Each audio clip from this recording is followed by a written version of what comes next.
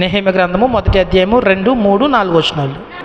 ఈరోజు మనం ధ్యానించేటటువంటి వ్యక్తి నెహెమ్యా గారు. ఎందుకోసము ఉపవాసం ఉన్నారు, ఎన్ని రోజులు ఉపవాసం ఉన్నారు, ఉపవాస ప్రార్థన ద్వారా ఆయన సమాజము పొందుకున్నటువంటి గొప్ప ప్రతిఫలము ఏమిటి అనేవి కొన్ని మాటలు మనం ధ్యానించుద్దాం. మొదటిగా నెహెమ్యా గారు ఎందు నిమిత్తం ఉపవాసం ఉన్నారు అంటే 2 విషయాల మీద. మనందరికీ తెలిసిన విషయం ఏంటంటే, అంతకుముందు బబులోను చెరలోకి వెళ్ళినప్పుడు రాజు వచ్చి యెరూషలేము ప్రాకారములను అగ్నిచేత కాల్చివేశారు, ప్రాకారపు గుమ్మములు కూల్చివేసేసారు. అవి ఉన్నాయి కదా, అవి తిరిగి కట్టబడులాగున ప్రార్థన. రెండవది ఎందుకోసమే అంటే, ఈ ప్రజలు ఉన్నారే, ఈ ప్రజలు కొన్ని అపరాధములు చేశారు, కొన్ని దోషాలు చేశారు. వాటన్నిటినీ వాళ్ళందరి పక్షమున నెహెమ్యా గారే ఒప్పుకోలు ఉపవాస ప్రార్థన చేశారు. ఈ మాట మనకి ఎలా తెలుస్తుంది అంటే, నేను ఇక్కడ చదువుతున్నాను చూడండి. ఇప్పుడు మనం 2, 3, 4 నెహెమ్యా గారు ఉపవాసం ఉన్నారని చదివాం. 4 నుంచి 11 వచనాలు మనం జాగ్రత్తగా చూసినట్లయితే ఏమని ప్రార్థన చేశారో మనకు కనపడుతుంది. 6వ వచనంలో, నీ చెవి యొగ్గి నీ నేత్రములు తెరిచి నీ సన్నిధిని దివారాత్రము నీ దాసులైన ఇశ్రాయేలు పక్షముగా నేను చేయు ప్రార్థనను. ఇశ్రాయేలు పక్షమున నెహెమ్యా గారు ఉపవాసం ఉండి ప్రార్థన చేస్తూ ఉన్నారు. ఈ ప్రార్థన ఎటువంటి ప్రార్థన అంటే, ఉపవాసం ఉండి పగలంతా ఇంటి దగ్గర ఉండి రాత్రి మందిరంలోకి వచ్చి చేసే ప్రార్థన కాదు, పగలంతా మనం పనికి వెళ్ళి రాత్రి వచ్చి చేసే ప్రార్థన కాదు. ఈయన దివారాత్రములు, పగలు రాత్రి, ఈయన కోసం కాదు, ఈయన కోసం ఒక్క పాయింట్ కూడా లేదు. ఎందుకంటే ఈయన ఒక మంచి పొజిషన్లో ఉన్నారు. ఈయన యొక్క ఉద్యోగం ఏమిటి అంటే, 1వ అధ్యాయంలోనే 11వ వచనంలోనే చివరి లైన్ ఉంటుంది చూడండి, నేను రాజునకు గిన్నె అందించువాడిన ఏంటిని. ఎంత మంచి ఉద్యోగమో తెలుసా? ఎంత నమ్మకస్తుడు కాకపోతే ఆ మంచి పదవిలో నెహెమ్యా గారు ఉంటారు. అంత మంచి పదవి, ఉద్యోగం ఇచ్చి తినడం, తింటాకి ఉద్యోగం, తింటాకి గట్టిగా మాట్లాడాలంటే జీతం, అంత మంచి ఉద్యోగం. అలాంటి వ్యక్తి చూడండి, అక్కడ విచిత్రం ఏంటంటే, తింటాకి ఆయన ఉన్నాడు, అలాంటి ఆయన ఉపవాసం ఉండాలంటే కుదురుద్దా? ఆయన ఉద్యోగమే చూసి రాజుకి చెప్పాలి, ఏం పర్లేదు, ఫుడ్ అంతా బాగానే ఉంది, దీంట్లో విషమేమీ కలపలేదు, ఇందులో ప్రాణాపాయం ఏమీ లేదు, మీరు తినండి అని చెప్పడం. ఆ ఉద్యోగం చేసేవాడే తిండి మానేసి ఉపవాసం ఉండమంటే రాజు ఊరుకుంటాడా? ముందు ఆ ఉద్యోగం ఉంటుందా? కానీ నెహెమ్యా గారు చేశారు. మనందరికీ తెలిసిన ప్రశ్న, ఎన్ని రోజులు ఉపవాసం ఉన్నారు? ఇక్కడ రాయబడిన మాట 4వ వచనంలో, ఈ మాటలు వినినప్పుడు కూర్చుండి ఏడ్చి కొన్ని దినములు దుఃఖముతో ఉపవాసం ఉండి. ఎన్ని రోజులు? ఆ కొన్ని దినములు అంటే ఎన్ని దినములు? మనందరం డిస్కస్ చేసుకున్నాం, క్లియర్గా ఆన్సర్ రాలా. ఎన్ని దినములు అంటే ఇక్కడ రాయబడిందే నెహెమ్యా గ్రంథము 1వ అధ్యాయము 1వ వచనంలో, క్రిస్లేపు మాసమున నేను షూషాను కోటలో ఉండగా ఈ సందర్భం జరిగింది. ఏం సందర్భం జరిగిందంటే, ఆయన కోటలో ఉన్నప్పుడు కొంతమంది చెరపట్టబడి, ఈ మాట మీకు అర్థం కావాలంటే 2వ రాజుల గ్రంథము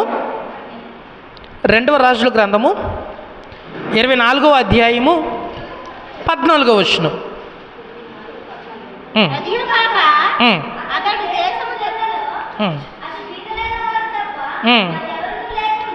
చూసారా, ఇక్కడ రాయబడిన మాట, ఈ చెరపెట్టేటువంటి సమయంలో అందరినీ చెరపెట్టల, కొంతమందికి మినహాయింపు ఇచ్చారు. ఆ కొంతమంది ఎవరంటే అతి బేదలైన వారు. బేదలైన వారిని అక్కడ ఉంచేసి మిగతా వారిని చెర తీసుకువెళ్ళిపోయారు. ఇప్పుడు బేదలు యెరూషలేములోనే ఉండిపోయారు కదా, అందులో నుంచి కొంతమంది రాజు దగ్గరికి, రాజు కోట దగ్గరికి వచ్చినప్పుడు నెహెమ్యా గారు వారిని గుర్తుపెట్టి, ఇంతకీ యెరూషలేము ఎలా ఉందని అడిగినప్పుడు వాళ్ళు చెప్తారు, అయ్యా దేవాలయం బొత్తుగా పాడైపోయింది, దాని అందము దాని వైభవము అస్సలు లేదు, ఆ మందిరాన్ని చూస్తుంటే మాకు చాలా బాధగా ఉంది, ప్రజలు కూడా పూర్తిగా దారి తప్పేశారు. ఈ మాటలు నెహెమ్యా గారు విన్నప్పుడు నాకెందుకులే, నా కంపెనీ, నేను నా దేశాన్ని వదిలేసి ఈ దేశానికి వచ్చేసాను, స్థిరపడిపోయాను, మంచి ఉద్యోగం తీసుకున్నాను, నాకు ఏది కావాలంటే అది నాకు రాజేస్తాడు, ఇంక వాళ్ళ జోలు నాకెందుకులే, ఏదో క్రిస్మస్కో ఈస్టర్కో ఒకసారి అక్కడికి వెళ్ళి పండగ జరుపుకుని వచ్చేస్తే సరిపోతుందిగా అని అనుకోలే. అంటే నా ప్రాంత ప్రజలు బలహీనులుగా ఉన్నారా, చెరపట్టబడ్డారా, నా మందిరపు ప్రాకారాలు ఇంకా కట్టబడలేదా అని వెంటనే ఎప్పుడైతే ఈ మాట విన్నాడో వెంటనే 4వ వచనం చూడండి, ఈ మాటలు వినినప్పుడు నేను కూర్చుండి ఏడ్చి. ఎప్పుడైతే ఈ మాటలు విన్నారో వెంటనే అలా కొలబడిపోయాడు, అంతే. వెంటనే డిసైడ్ అయిపోయాడు, నేను ఎలాగైనా సరే ఉపవాసం ఉండి నా ప్రాంత ప్రజల కొరకు, నా దేవాది దేవుని యొక్క దేవాలయం కొరకు నేను ప్రార్థన చేయాలి. ఎలాంటి ప్రార్థన అంటే, ఉద్యోగం ఉన్నా లేకపోయినా పర్లేదు, నా ఈ యొక్క రాజు యొక్క పర్మిషన్ నాకు ఇచ్చినా ఇవ్వకపోయినా పర్లేదు, నేను ఉపవాసం ఉండాలి. నెహెమ్యాకి పరిస్థితులు ప్రతికూలంగా ఉన్న ఉపవాసం ఉన్నాడు. ఎందుకంటే ఆయన జీవనాధారమే తినటం, అది పక్కన పెట్టి ఉపవాసం ఉండమంటే దానికి కూడా సిద్ధపడ్డాడు. మనము వారంలో 1 రోజు 2 రోజులు ఉపవాసం ఉండమంటే మన ఉద్యోగం అలాంటి ఉద్యోగం కాదు, నెహెమ్యా లాంటి ఉద్యోగాలు కాదు. ఒక పూట మనము ఉపవాసం ఉండలేకపోతున్నాం. ఉపవాసం ఉండి మందిరానికి రమ్మంటే మన మందిరానికి రాలేకపోతాం. ఉపవాస ప్రార్థన యొక్క విలువ బొత్తిగా మనకు తెలియట్లే. ఈ రోజుల్లో ప్రార్థనే లేదు, ఇంకా ఉపవాస ప్రార్థనకి ఇంకెక్కడ స్థలం ఉంది? మామూలుగా కుటుంబ ప్రార్థన, వ్యక్తిగత ప్రార్థనే కనుమరుగైనటువంటి ఈ రోజుల్లో జాగ్రత్తగా మనం గమనించాలి. ఉపవాసం అనేది చాలా ప్రాముఖ్యమైనది. ఇక్కడ నెహెమ్యా గారు ఎప్పుడైతే నా ప్రజలు బాధలో ఉన్నారని తెలిసిందో వెంటనే కూర్చుండి ఏడ్చి కొన్ని దినములు దుఃఖంతో ఉపవాసం ఉన్నాడు. ఉపవాసం ఉంటూ ఈ కింద చెప్పినటువంటి వచనాలన్నీ ప్రార్థన చేశారు. ఇశ్రాయేలు పక్షంన దేవా, ఇశ్రాయేలు చాలా తప్పుదాలు చేశారు, నేను వారి తరపున విజ్ఞాపన ప్రార్థన చేస్తా ఉన్నాను, దయచేసి వారి యొక్క అపరాధములను క్షమించు అని ప్రార్థన చేశాడు. 2వ వచనంలోని 2వ అధ్యాయంలోని 1వ వచనం, అటు తర్వాత అర్థహశాస్త్ర రాజు ఏలుబడి కాలమున 25వ సంవత్సరంలో నీసాను మాసమందు రాజు ద్రాక్షరసము తాగవాలని చూచుండగా నేను ద్రాక్షరసము తీసుకుని రాజునకు అందించుతున్నాను. ఏ కాలంలో మొదలైంది? కిస్లేపు మాసంలో ఉపవాసం ఉండడం. అంటే కిస్లేపు మాసంలో ఆ ఊరు ప్రజలు వచ్చారు, చెప్పారు, చెప్పిన వెంటనే ఉపవాసం ఉండడం ప్రారంభించాడు. కిస్లేపు మాసంలో స్టార్టింగా, మిడిలా, ఎండింగా తెలియదు. కిస్లేపు మాసంలో ఉపవాసం స్టార్ట్ చేశాడు. ఇప్పుడు రాజు దగ్గరికి వెళ్ళింది ఏ మాసంలో? నీసాను మాసంలో. హెబ్రీ క్యాలెండర్లో మీకు కావాలని గ్రూప్లో ఫోటో పెట్టాను, మీరు అందరూ చూసే ఉంటారు. చూసారా? చూడలేదు. ఇంటికి వెళ్ళిన తర్వాత చూడండి, మీకు ఆ హెబ్రీ క్యాలెండర్ పెట్టాను. దానిలో ఆ క్యాలెండరు డేటు మంత్తో సహా చక్కగా క్లియర్గా రాసి పెట్టాను. చూడండి, మీకు తర్వాత అర్థమవుతుంది. ఈ కిస్లేపు మాసం నుంచి నీసాను మాసం వరకు ఎన్ని నెలలో తెలుసా? 5 నెలలు. ఎన్ని నెలలు?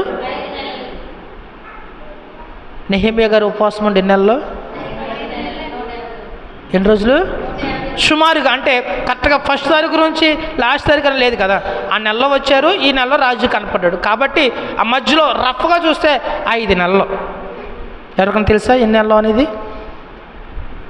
నెహెమ్యా ఉపవాసం ఉన్నాడంటే ఉపవాసం ఉన్నాడు, ఎందుకంటే ఆ మందిరపు ప్రాకారాలు కట్టడం కోసం, అంతే. ఈ నెల కొత్తగా ఉంది, ఈ నెల అంటే అని మీరు ఎప్పుడు చదివింది లేదు, చదివి నన్ను అడిగింది కూడా లేదు. అదంతా ఏదో మాసం అయి ఉంటుందిలే, అది అంతే. ఆయన గురించి కాదు నేను ముగిచేస్తా ఉన్నా, ఆయన కుటుంబం గురించి కాదు, వారి ప్రాంత ప్రజల కొరకు, దేవాలయం కొరకు ఈయన 1 కాదు 2 కాదు 5 నెలలు ఉపవాసం ఉన్నాడు. రెండవది 5 నెలలు దివారాత్రాలు ప్రార్థన చేశాడు. చూసారా మందిరం అంటే ఆయనకి ఎంత ఆసక్తో? మందిరపు విలువ మనకు తెలియట్లేదు, అంతే. ఉపవాసం ఉంది, మందిరపు ఆ ప్రాకారంలో కూలిపోయినాయని. మన మందిరంలో ఎన్నో సమస్యలు ఉన్నాయి, మన మందిరంలో ఎన్నో అవసరతలు ఉన్నాయి, మన మందిరంలో చాలా కోరికలు ఉన్నాయి. ఏనాడైనా మీరు మన మందిరం కొరకు ఉపవాసం ప్రార్థన చేశారా? ఎప్పుడు మా ఆయన బాగుండాలి, మా పిల్లలు బాగుండాలి, మా కుటుంబం బాగుండాలి తప్ప దాటి బయటికి వెళ్ళం, అంతేగా. కానీ నెహెమ్యా గారు 1 కాదు 2 కాదు 5 నెలలు ఇశ్రాయేలు కొరకు, రెండవది యెరూషలేము ప్రాకారంలో తిరిగి కట్టబడడం కోసం ఉపవాసం ఉన్నాడు. ప్రెజర్ హల్లెలూయా, హల్లెలూయా, హల్లెలూయా, హల్లెలూయా.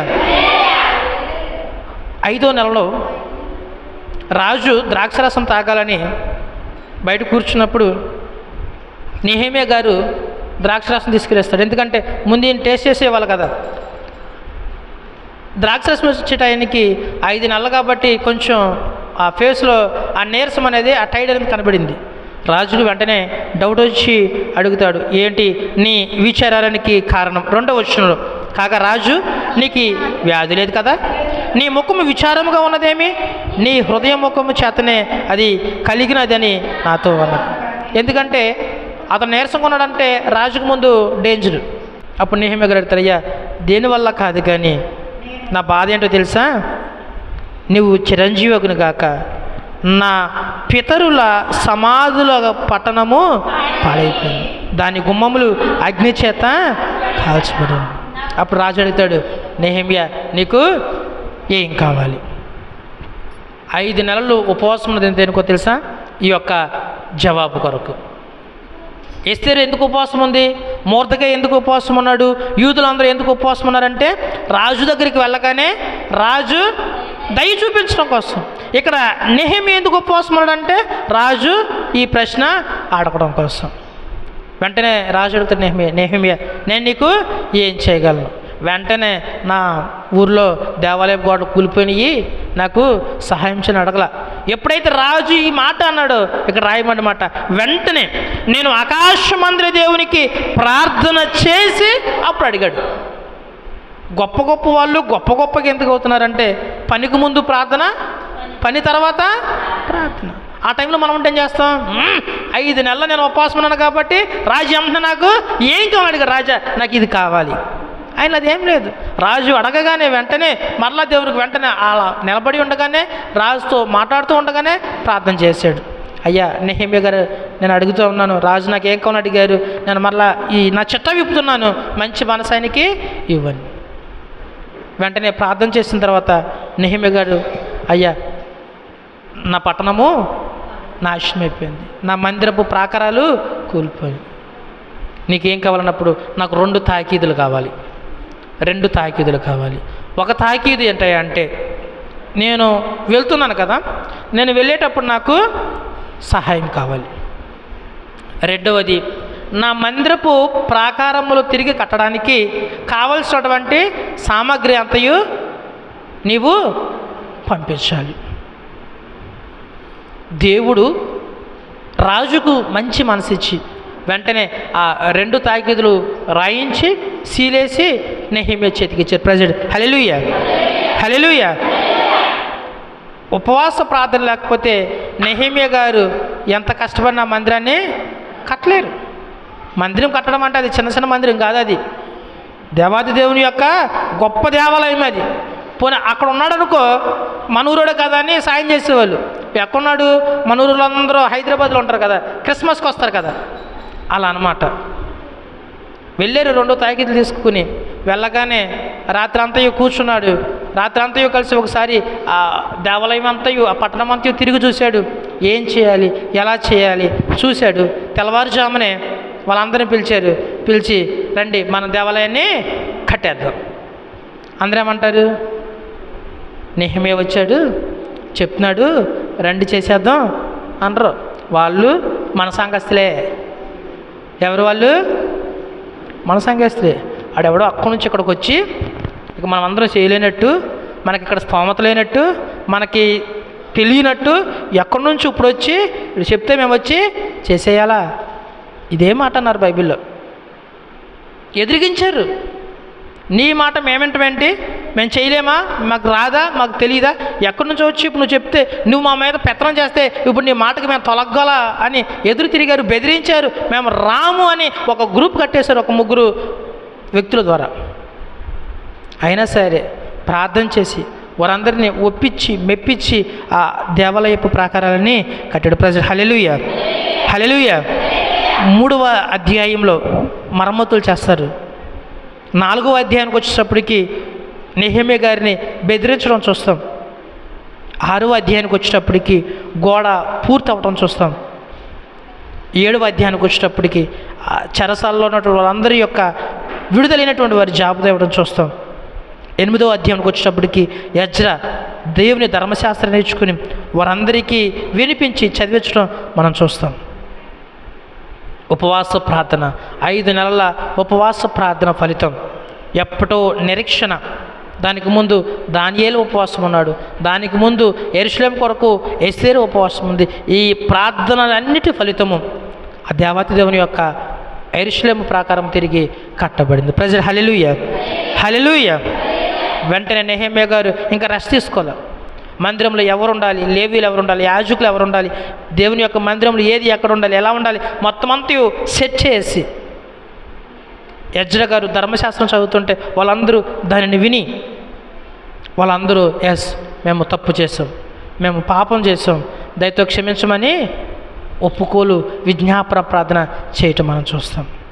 అంతకుముందు నెహెమ్యా గారు చేసే మొదటి ఉపవాస ప్రార్థన 2 విషయాల మీద చేశారని చెప్పాం. ఒకటి ప్రాకారములు తిరిగి కట్టడం కోసం, రెండవది ఇశ్రాయేలీయుల యొక్క అపరాధములు బట్టి వారి పక్షాన నెహెమ్యా గారు విజ్ఞాపన ఉంటాం.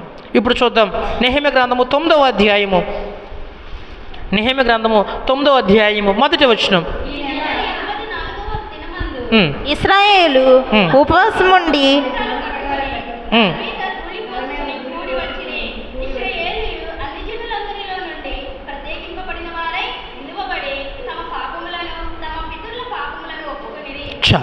చాలు.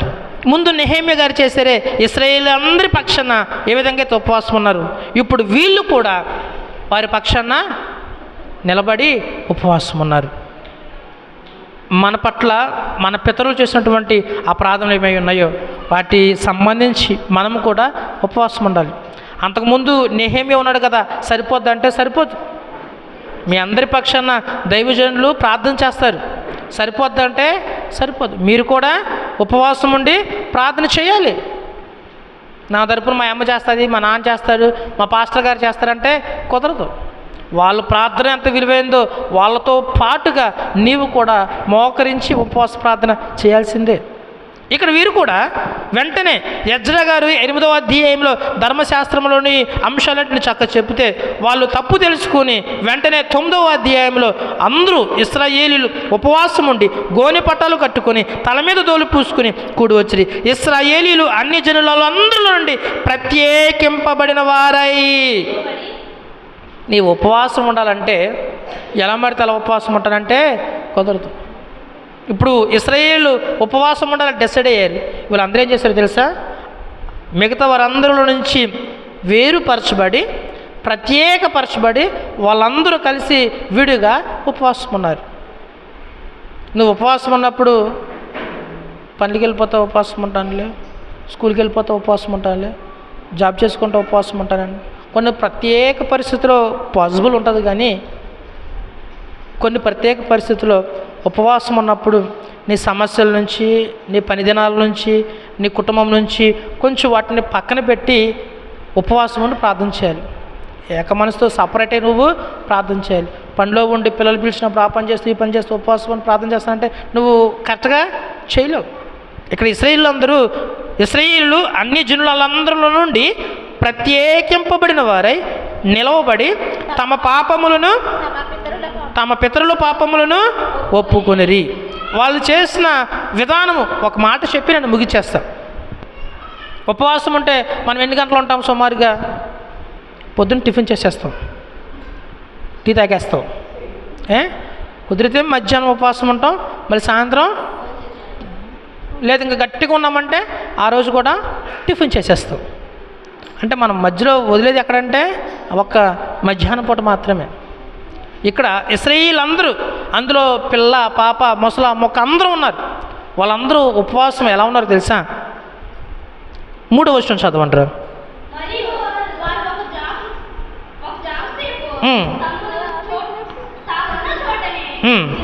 నిలవబడి తమ దేవుడైన యెహోవా ధర్మశాస్త్ర గ్రంథమును చదువుచు చాలు. మీకు ఒకసారి చెప్పా, జాము అంటే ఎన్ని గంటలు? 3 గంటలు. ఒక జాము సేపు నిలవబడి వాక్యాన్ని వింటున్నారు, అవునా కదా? చదువుతున్నారు, వింటున్నారు. శ్రద్ధ గురించి చెప్తా ఉన్నా. ఒక జాము వాళ్ళు ఉన్న చోటనే నిలబడి ధర్మశాస్త్రాన్ని చదువుతూ ఉన్నారు. అక్కడ తాగిపోలా. కంటిన్యూషన్ ఏముందో తెలుసా? ఇంకొక జాము సేపు తమ పాపములు ఒప్పుకొనుచు దేవుడైన యెహోవాకు నమస్కారము చేయొచ్చు వచ్చి. ఒక జాము నిలబడి వాక్యం చదువుతూ ఉన్నారు, ఒక జాము నిలబడి ప్రార్థన చేస్తూ ఉన్నారు. ఒక జాము వాక్యము, ఒక జాము వాక్యము, ఒక జాము అంటే ఇక్కడ రాయబడిన మాట. ఎన్ని గంటలు? 6 గంటలు నిలబడ్డారంటే అందులోనూ మామూలుగా ఉండి కాదు, ఉపవాసం ఉండి. అసలు కుదిరిద్దామా మనకి ఈ రోజులో నిలబడమంటేనా? వర్షిప్లో ఒక్క పాటతో ఆగిపోయే వాళ్ళమి 6 గంటలు ఉండాలంటే అసలు మనం చర్చే 6 గంటలు ఉండదు, 3 గంటలు ఉంటుంది. మరి వారి పాపములు ఒప్పుకోబడ్డాయి అంటే, యెరూషలేము ప్రాకారంలో తిరిగి కట్టబడ్డాయి అంటే, అది మొదలుకొని యెరూషలేములోని యొక్క కార్యక్రమాలన్నీ చక్కగా పర్ఫెక్ట్గా జరుగుతూ ఉన్నాయంటే కారణం ఏంటి తెలుసా? ఈ యొక్క ఉపవాస ప్రార్థన. ఉపవాసము ఆచార ప్రకారం చేయొద్దు. ఉపవాసం ఉన్నామంటే మనల్ని మనము బలపరుచుకోవాలి. ఉపవాసం ఉన్నామంటే ఒకటి, ఇంటి నుంచి, ఇంటి పనుల నుంచి, నీ యొక్క ఆలోచనల నుంచి వేరుపరచబడాలి. మ్యాక్సిమం ఎక్కువ టైము ప్రార్థన చేస్తూ ఉండాలి, ఎక్కువసేపు వాక్యాన్ని చదువుతూ ఉండాలి. అలాంటి ఉపవాస ప్రార్థన దేవుడు మెచ్చేటువంటి ఉపవాస ప్రార్థన. అందుకే దేవుడు వీరందరి ప్రార్థన ఆలకించి వాళ్ళు ఏదైతే అడిగారో వాటన్నిటినీ చేయటం చూస్తాం. నెహెమ్యా గారు ఎందుకు వచ్చారు? యెరూషలేము ప్రాకారములను కట్టడానికే. ఇప్పుడు ఆయన ఏం చేస్తూ ఉన్నారు? కట్టి నా పని అయిపోయిందని చేతులు తులుపుకోలే. కట్టిన తర్వాత బెదిరింపులు వచ్చారు, తిట్టారు, ఆయన మీదకి రాయిలేశారు. నువ్వు వచ్చి చెప్తే, నువ్వు చెప్తే తప్ప మేము చేయలేనంత అసమర్థులమా అని చాలా మాట్లాడినారు. అవన్నీ పక్కన పెట్టేసి నువ్వు ఆధ్యాత్మిక జీవితంలో చేతులు ఎదిగితే పాప, నీ ఆధ్యాత్మిక జీవితంలో నువ్వు ఎదుగుతూ ఉన్నప్పుడు చాలామంది అంటూ ఉంటారు, ఎన్నో మాటలు అంటూ ఉంటావు. నువ్వు వాటిని అన్నింటినీ పట్టించుకోకూడదు. నెహెమ్యా ఏ విధంగా అయితే ముందుకు వెళ్ళడం, నువ్వు ముందుకు వెళ్ళాలి. ఉపవాసముతో విజ్ఞాపన ప్రార్థన చేస్తూ నీ యొక్క కుటుంబం పట్ల, నీ సంఘం పట్ల, నీ గ్రామం పట్ల, నీ ప్రాంతం పట్ల ఒక ఆసక్తి కలిగి ప్రార్థన చేయాలి. నెహెమ్యా మందిరం కట్టడంతో పని ముగించలా. మందిరం కట్టిన తర్వాత ఇక నుంచి మందిరం ఎలా జరగాలి, ఎలా ముందుకు వెళ్ళాలి, ఎవరు ఏ పని చేయాలి అన్నీ తాకీదు రాసి ముద్రేసి కొన్ని పరిదినాలు చూసి మరలా రాజు దగ్గరికి వెళ్ళిపోయాడు. హల్లెలూయా. ఉపవాసం ఉంటున్న మనం కూడా ఇక నుంచి అయినా సరే మందిరం పట్ల శ్రద్ధ కలిగి ఉందాం, మన ఆధ్యాత్మిక జీవితం పట్ల శ్రద్ధ కలిగి ఉందాం, మన గ్రామము, మన ప్రాంతాన్ని బట్టి శ్రద్ధ కలిగి ఉందాం. నెహెమ్యా ఏ విధంగా అయితే ఇతరుల పట్ల ఆకాంక్ష కలిగి ఉపవాసం ఉండి ప్రార్థన చేశాడు, మనం కూడా మన పట్ల, మన కుటుంబాన్ని బట్టి, మన సంఘాన్ని బట్టి, మన గ్రామాన్ని బట్టి ఉపవాసం ఉండి విజ్ఞాపన ప్రార్థన చేయవలసిన వారంగా ఉన్నాం. ఇది ఆచార ప్రకారం కాదు, కానీ ఆచరణాత్మకమైన ఉపవాసం ఉందాం. అట్టి కృప దేవుడు మనకు అనుగ్రహించును గాక.